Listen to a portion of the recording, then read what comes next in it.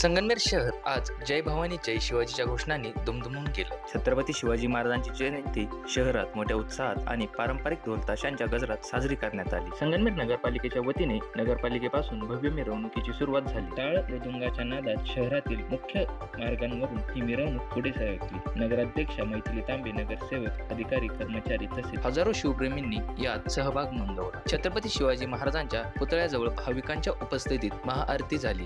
यावेळी आमदार सत्यजित तांबे, माजी आमदार डॉक्टर सुधीर तांबे, नगराध्यक्ष मैथिली तांबे, माजी नगराध्यक्ष दुर्गाताई तांबे उपस्थित होते. नगराध्यक्ष मैथिली तांबे म्हणाल्या, छत्रपती शिवाजी महाराजांची शिकवण एकच, देशासाठी जिद्दीने आणि प्रामाणिकपणे काम करायचे. नागरिकांनी दिलेला प्रतिसाद अभिमानास्पद आहे. त्यावेळी आमदार सत्यजित तांबे यांनी जाहीर केलं, पुढील वर्षी संगमनेर बस स्थानक परिसरात छत्रपती शिवरायांचा भव्य अश्वरूढ पुतळा उभा राहील आणि पुढची शिवजयंती तिथेच साजरी केली जाईल.